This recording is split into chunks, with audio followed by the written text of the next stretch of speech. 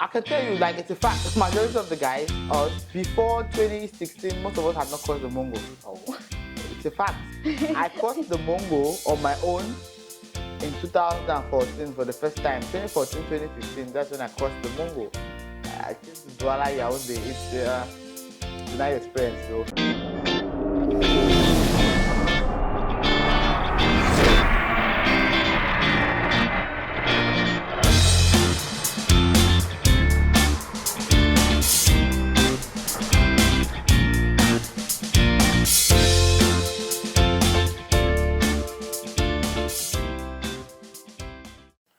On today's edition of the Shirlma Show, we have Prince Michael Enobi. Prince Michael is a producer, he's a reporter, he's a writer, he's an artist manager. He does it all in the entertainment industry. Prince Michael is a CEO and president of Cliq Empire.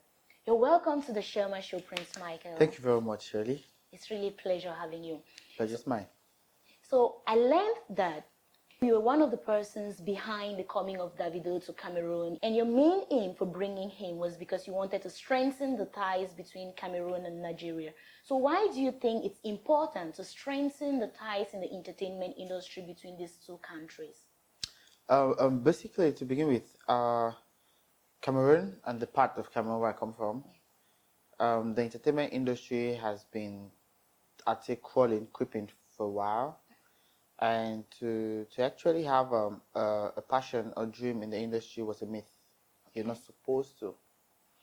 But in the later 20s, 2014, 2015, with the advent of the likes of Mr. Leo, Mings, Salasiel, the rest, we started having hopes in the industry. Now, as one of the playmakers, one of the stakeholders, I thought it wise that it was important to create a bridge, to create a camaraderie between the entertainment industry in Cameroon and our brothers foreign Nigeria, which that was easy because we're English speaking. You see, usually if you look at the entertainment industry geographically, you realize that Cameroon will fall in the Central African zone. We control more of Cameroon, Chad, Gabon, Togo, even Ivory Coast and stuff, but we are not pro-West Africa. But we think that because we speak English and it's easier for us, we could go towards the West African market, which is a market that has more money, more heavyweights. And so bringing Davido to Cameroon in 2016, that was one of the aims. Though he had other aims in bringing Davido, but that was one of the aims, though. But did you attain that objective? Yeah, I think though we needed to be smarter, which we didn't, because the first thing was to do a concert. That was the end goal. As a businessman, you want to make your money back. That was the first thing. Yeah. And then the second thing was to create a camaraderie. Now we needed artists to be smart, because to be on the same stage with an artist like Davido at the time, I expected more from those that were shortlisted to be on that podium with Davido. Davido shared the stage with Mr. Leo, with Mings, with Kosi, and a couple of others. What we expected was probably possible collaboration and stuff, which that did not happen at the time.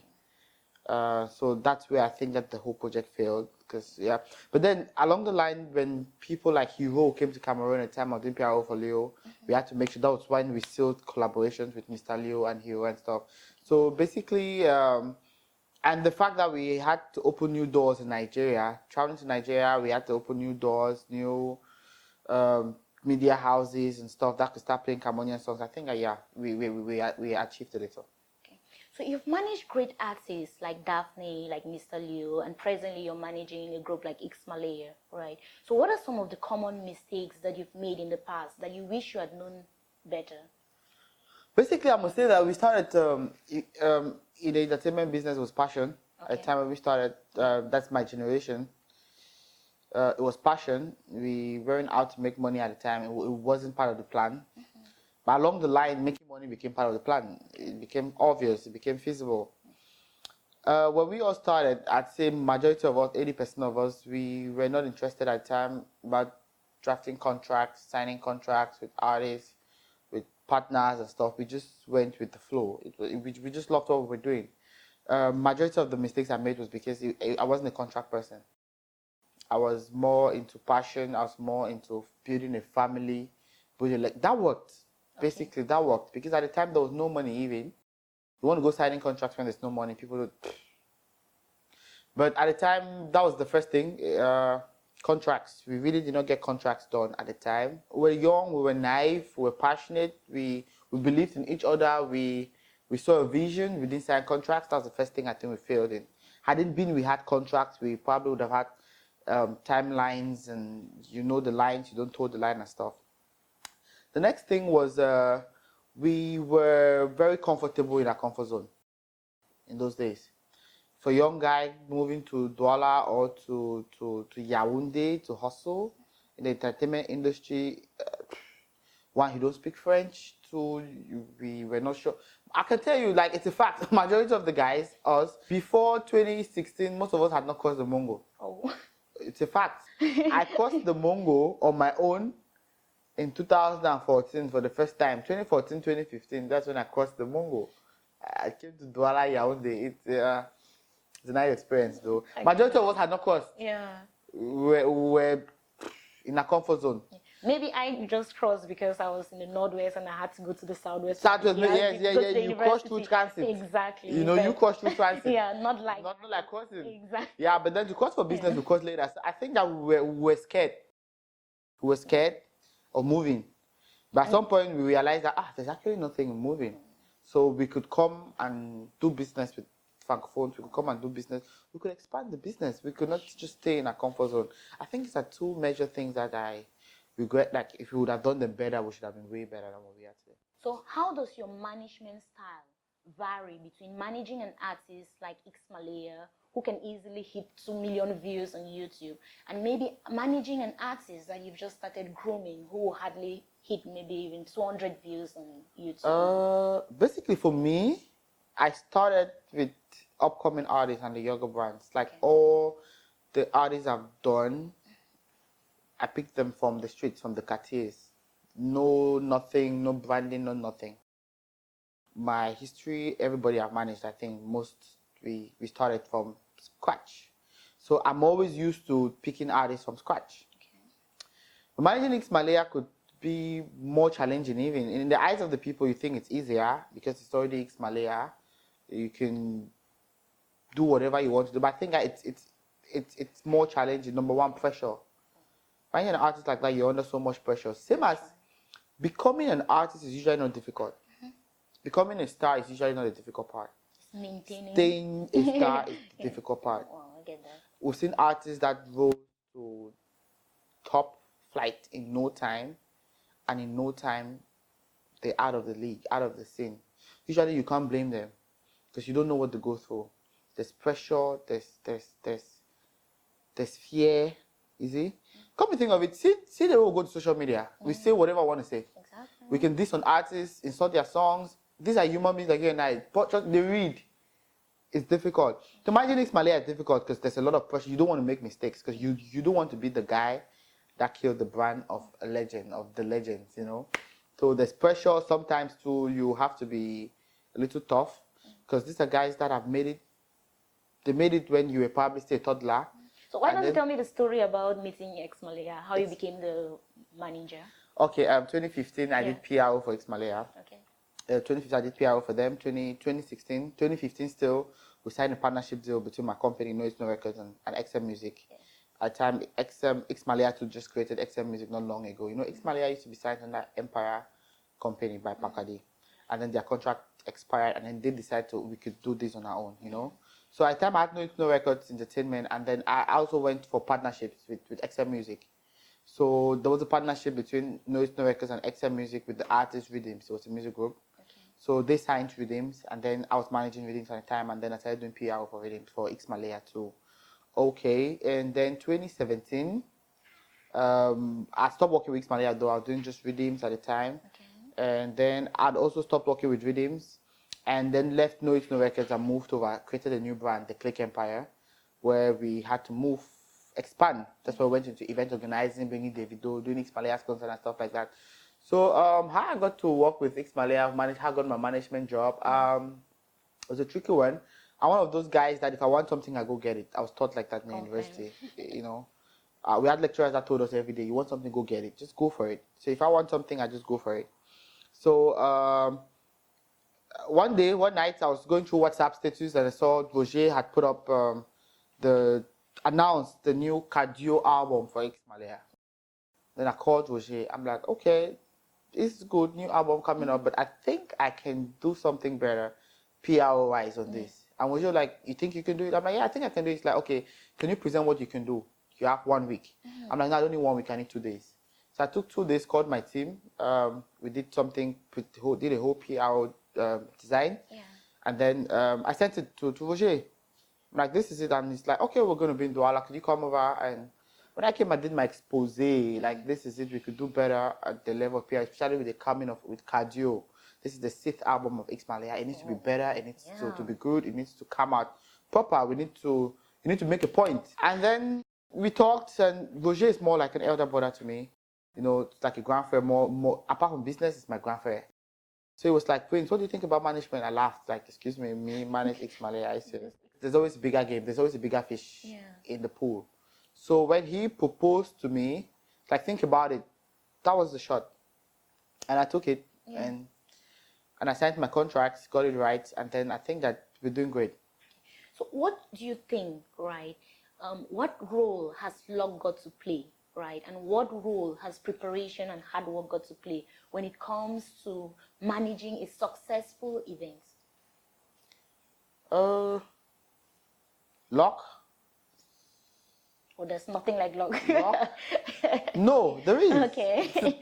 There is. I think I usually sometimes, like I tell guys, opportunity and hard work to go together. Okay.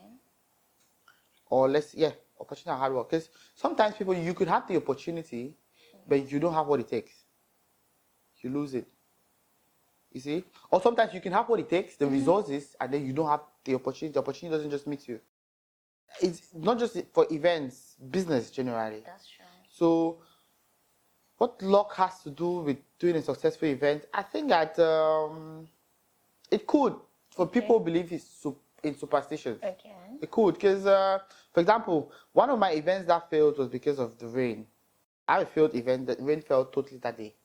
I wouldn't say that we probably did not check whether rain was going to fall. We probably checked it out, that okay, it was not going to rain. We checked the meteo, it said it was not going to rain. Where we come from is not rainy season during the period, but for some reason it rained. Okay, we had luck on that day. Probably if we had better luck, it would have been better. But I think that luck doesn't really have to. Sometimes it plays if you believe in superstition things. Like, you could do everything right, then one thing goes wrong, which is beyond your control. That's right. So we could say that luck probably has something to do, because with opportunities or scenarios that it's not in your control, that you cannot handle, you know, weather, you probably cannot control weather. If you're doing an outdoor event, you can only forecast, you can't control. Unforeseen circumstances, accidents and stuff, you can't control them. So I think that to an extent, to a greater extent, after all cards have been played successfully, Okay, so Prince, after the break, we'll look at signing contracts.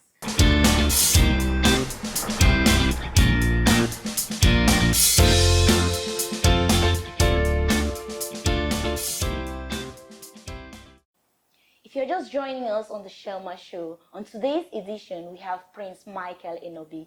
Prince Michael is a producer, he's a reporter, he's an actor, he's an artist manager. He does it all in the entertainment industry. Prince Michael is the president and CEO of Cliq Empire. So Prince Michael, let's look at signing contracts. What do you think is an ideal duration for a music recording contract that is both, let me say, fair to the artist and also fair to the record label? If I was to answer that, I think I will have to look at it on both angles. Okay. As an artist manager, which my interest is probably going to be for the artist. Yes. And as a businessman, which my interest is going to be for the company. Because we don't have the same interest. We all out to make money. That's right. But fair deal, perfect deal, usually, it's about advice for 3 or 4 years. Let's go for 4 years in an African scenario. In the sense that usually to get an artist, first year you'll be pumping so much money on it. You cannot guarantee return on investment first year. You cannot. in Africa. Second year, you'd probably just be breaking even. You are at a break-even point, so you're still not guaranteed return on investment. Third year, if you're good and your artist is good, then you start guaranteeing return on investment, ROI. And then fourth year, you start probably setting out exit plans. Because every career, it's a life cycle. The artists that will probably expand for more than 10 years. X Maleya is an example in Cameroon, for example. They've been there for more than 10 years. The artists that will probably have a lifespan of 2 years. Yeah, there are 2 years. The artists that have a lifespan of a year. As in, boom. You should know. I don't just want to call it. The artists that one song, boom. And then 7 months after, you don't see them. That happens, but it's fair to do 4 years so that, and usually too, at the level of the artist, you know, you want to be having an exit plan when you think that you have enough resources on your own to stand on your own. Because usually, I'll not advise artists to, maybe after your 4 years with the company, you want to get signed again, except it's a super body that you cannot go, like you badly need. We're looking at Universal Music Worldwide, not Universal Music Africa, Universal Music Worldwide. We're looking at Sony Music Worldwide, you know. And with that, yeah, it's understandable that you've moved higher. But usually 4 years is okay because it's a guarantee that you probably break even and then you guarantee return on investment. From then now, you can even start thinking about expanding or exit plans. 4 years is preferable. Okay. So what are some of the clauses that when an artist wants to sign a contract, right, he or she should watch out for? Basically, yes, the mistake we make as artists, usually more often than not when they are presented with contracts. Yeah, especially when you're just beginning. When you're just beginning, they usually don't think about the long-term plans. By long-term plans, we're looking at 2 years, 3 years. Okay, after the fame, what next? Usually they are preoccupied about the fame, about being known, about crossing the line from being an upcoming artist to becoming an A-list artist. So whatever is written on their paper, what they are interested in, they're interested in, are you going to do my songs? Are you going to shoot my videos? How many videos are we going to get? And I want to guarantee that you put me on television and stuff. It ends there. They don't go looking at fallback. Like, for example, okay, now after you've arrived, you've made it, how much percentage are you making off your songs? What happens after? Do you still get royalties after? These are things you need to check. As in, okay, maybe after 2 years or after 3 years, if now we're making so much money, is there a possibility to twist the contract a little? As now, do I have maybe, can I have an opportunity to want to pump in my own money into my own career, maybe a little, so that you can increase my percentage? Because it doesn't suffice, say, you're #1 seller in Cameroon, for example, and then you're making 30% still after 3 years. You know, and then that's where the problem now comes in with most artists and record labels, because after 2 years, 3 years, now their priorities have changed. It's not about being known. It's not about walking on the road and girls are screaming and then you are feeling excited. It's not about going for a show and you're saying and girls are crying and then, you know, now responsibilities coming. You probably have to drive a better car. You probably have to live in a better house. You probably have family looking at you. Because the thing is that the tendency is that when people see you on television, they know you made it. So everybody's problems become your problems. At that point in time, you start having a pressure, especially financial pressure, and you see that what you're getting cannot suffice to handle your bills and stuff. Then now they start asking for more. And then record label owners and now start thinking that this guy's now becoming ungrateful because, hey, when I saw you, you were nothing.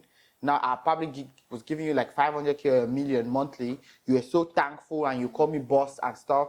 And then now you're demanding more. I think that you're becoming disrespectful and stuff. But then they fail to understand that these guys too sometimes, they've probably just grown bigger and they have more responsibility. So you all have to check that. Apart from just being famous, you have to check out the fallout plans. After you've made it, what happens? After you leave the record label, what happens to your YouTube views, for example, monetization of your account? Do you keep it? Do they still send you some money? Where you go? I think that in experienced industries, in Nigeria, a lot have understood this. So the artists don't fall into troubles like this in the Western world. But for us, like I said, we are still beginning to understand the business of the entertainment industry. The business of music, let me put it that way.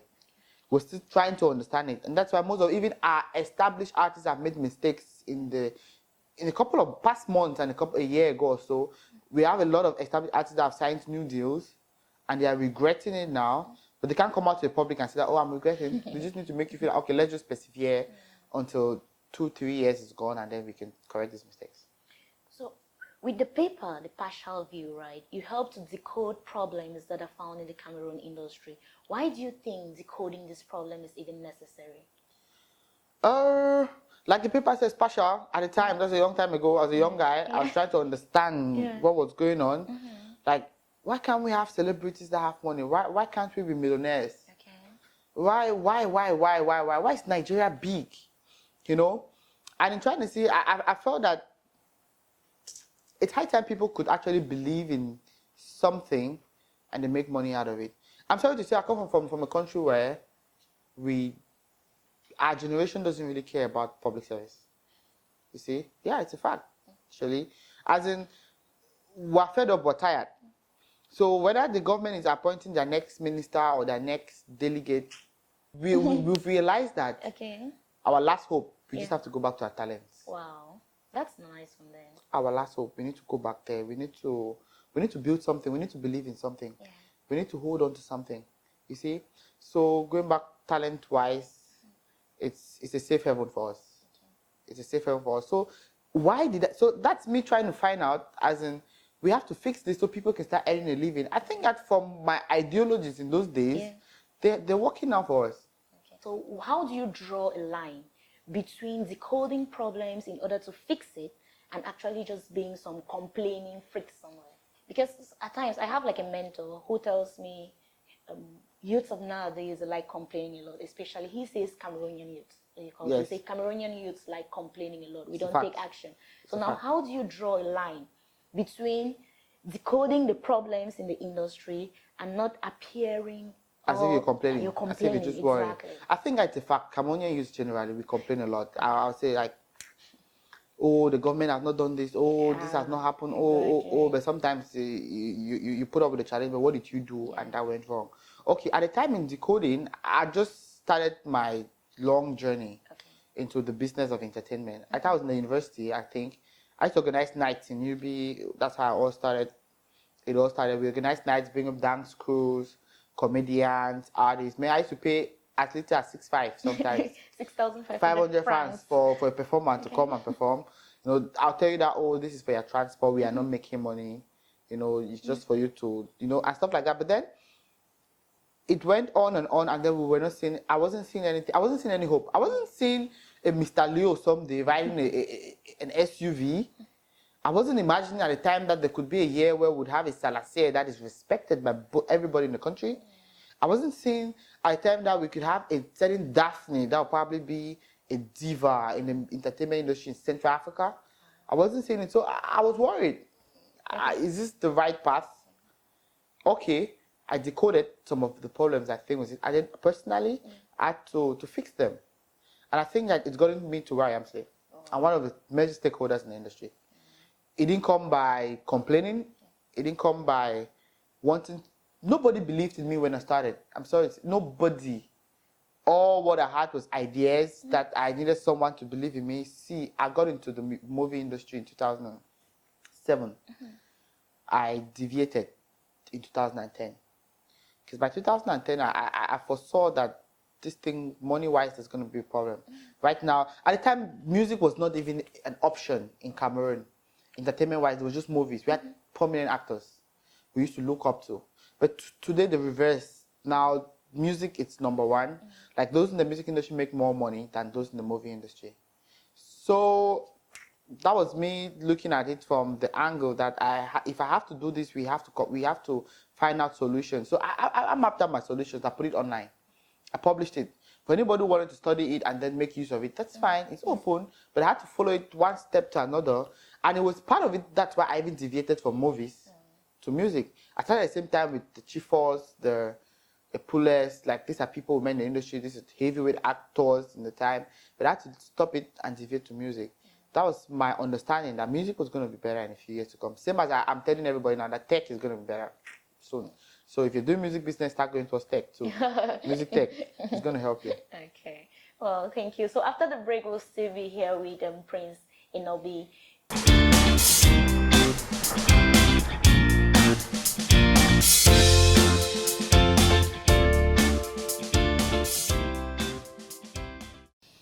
On the Shirlma show today is Prince Michael Enobi. Prince Michael is a powerhouse in the entertainment industry in Cameroon. He has managed great artists like Daphne, Mr. Leo, X Maleya, just to name a few.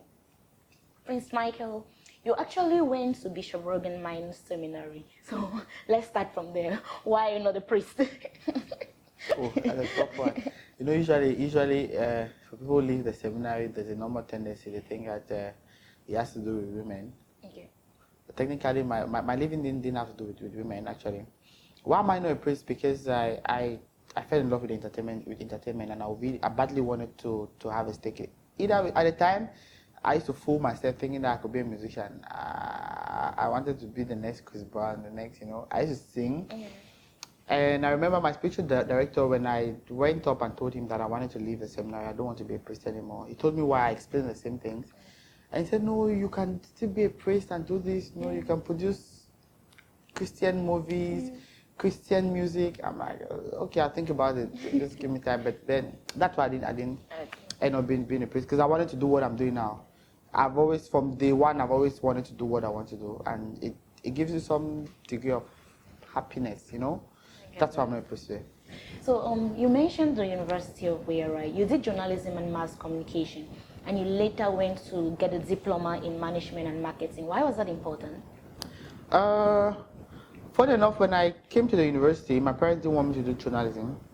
They wanted me to do some banking and finance and accounting, and man, I passed mathematics on my knees, so I did not want to go through that pain in the university. Funny enough. But my parents did not want me to be a journalist. But they went to university, made their inquiries, and told me, young man, you're going to do banking and finance or accounting and stuff. But I went to university and applied for journalism and mass communication. All right. I did not want to be a journalist. I didn't like it. I was more interested in the advertising part of journalism. So all through my studies at the university, yes. And then I tried journalism work. It didn't go well with me. I wasn't happy. I didn't like it. The routine, get up in the morning, go ask people questions, come and write it down. I wasn't happy, so I stopped it. But then I needed the quest. I needed more, So I decided to do a diploma in management and marketing, because that was what I was doing now more often. I was becoming more of a marketer, more of a manager. I needed to convince people to buy stuff, to believe in artists, to come for events and stuff. So I just figured that if I get a formal training, for a little formal training, that was going to help. And sometime this year too, I also enrolled to do masters. I was actually doing masters in corporate communications at the university. So I think that there's always more. There's always it always counts more for more knowledge if you want it. So journalism, yes. Then marketing management is what I'm doing now. So I think that that's the reason I went for it. You mentioned somewhere, right, that studying journalism and mass communication has greatly helped you in your business. How is that? For those who went through journalism and mass communication in the University of Where in particular, you realize that we weren't really taught just to become journalists, news writers and producers. We were taught overall.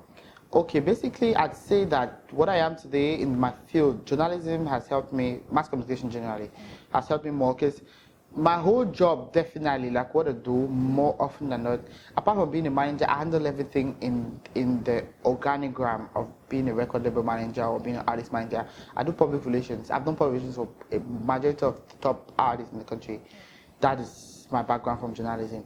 I do social media marketing, digital marketing, like management of accounts. Like most of these celebrities see the account, Instagram, Facebook, YouTube. I manage those things myself, and that is from my background of journalism. As a good marketer, you need to talk well. You need to convince people well, you see. So it's my background. I can convince anybody, Sometimes you get a call from an artist, and then you say, okay, see, 1.5 million CFA for a wedding. And then they're going to ask you, why am I paying 1.5 million CFA for a wedding? I need to convince them that 1.5 million CFA is not your problem. It's because it's you, it's your wedding. I just feel like, let me help you, it's my gift. Then in your inner heart, you'll be like, I need this money. Accept this deal. Then your facial expression in your mind will be like, I don't need this money. I even came here because I had nothing to do this money. Else, I would not come and accept one, So that's journalism for you. So I think that it shaped who I am today. it's giving me purpose. And back then too, when we're studying, seriously, my department, journalism is not a department where they're going to give you everything in class. See, they'll ask you things in an exam where the lecturer did not teach it. So you're expected to know, you're expected to go and study on your own. So basically it shaped what I am and gave me purpose, formal, like to do entertainment business formally. I think it started from there. Wow. So how can people get to you? Basically, I'm a very private person business-wise. Okay. But my office is based in Boya. It's based in Boya. I have a whole team. But social media is the perfect way. Facebook, Prince Michael, it's Prince Michael Enobi, everywhere. Instagram, Facebook, Twitter, Prince Enobi, it's my name, you can get it. I'm very open. I'm one of those people that you can, if you write to me, no, if I know you, I don't know you, I'm going to respond, I'm going to pick calls. I'm not Mr. Leo or X Maleya, I pick calls. Anytime, if it's interesting, if he has to do money, I'll listen. I'll even stop driving to listen, you know? So basically that's it. You can get to me anywhere. My company's name, the Cliq Empire. If you Google it, you must see something about it and know how to get us. That's it, basically. Thank you so much, Prince. You're welcome. It's really a pleasure. Thank you. So with us today on the Shirlma show was Prince Michael Enobi. Prince Michael is an author, he's a producer, he's a writer, he's an artist manager. He does it all in the entertainment industry. We had a wonderful discussion today, and I have been your host, Munjah Shirley. Thank you for being with us. We are here because you're there.